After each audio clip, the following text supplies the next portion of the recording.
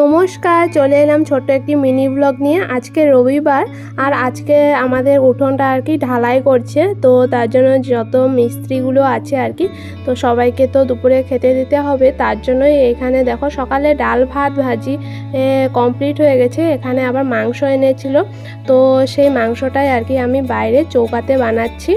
তো এখানে মাংসটা ম্যারিনেট করে নিয়েছি আর আলুও ভেজে রেখেছি। আর এখন এই যে মাংসটাও দিয়ে দিলাম। তো মাংসটা কষানো হয়ে গেছে আর এখন আমার সব রান্নাও কমপ্লিট হয়ে গেছে। তো এখানে বানিয়েছিলাম ডাল, তারপরে এখানে বানিয়েছিলাম আলু আর বটবটি ভাজা, আর এখানে বানিয়েছিলাম একটা শাক, যেটাকে চ্যাংমরা বলে আর কি আমাদের শ্বশুরবাড়ির ভাষায়। বাংলাতে কি বলে জানি না, আমি আগে কোনোদিন দেখিও নি, আর এখানে এসেই এই শাকটার সাথে পরিচিত আর কি আমি। আর এখানে দেখো আমার চিকেনটাও কমপ্লিট, আর এদিকে ভাত, তো সব রান্নাবান্না কমপ্লিট। আর এদিকে দেখো ঢালাইয়ের কাজ শুরু করে দিয়েছে। তো এই যে উঠোনটা আর কি, এই জায়গাটা খুব আগে বৃষ্টি দিলে আর কি কাদা হয়, যেহেতু গাড়ির ঘরটা ওখানে আছে, গাড়ি বের করার সময় বৃষ্টি দিলে এই জায়গাটা খুবই বেশি কাদা হয়ে যায় আর কি। তার জন্যই আর কি উঠোনটা ঢালাই করা বিশেষ করে।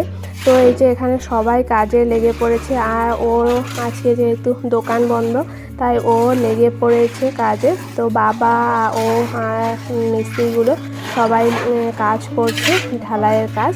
আর জানো তো যেহেতু খুব গরমে ওদের খুব কষ্টও হচ্ছিল। তো আমি রান্নাবান্না সেরে আবার স্নান টান করে নিয়েছি আবার।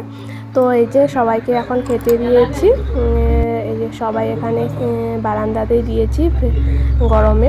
তো ভাত খাওয়া শেষ, এখন আবার দেখো বিকেল হয়ে গেছে আর কি কাজ করতে করতে। তো এই যে সম্পূর্ণ ওটা কমপ্লিট হলো।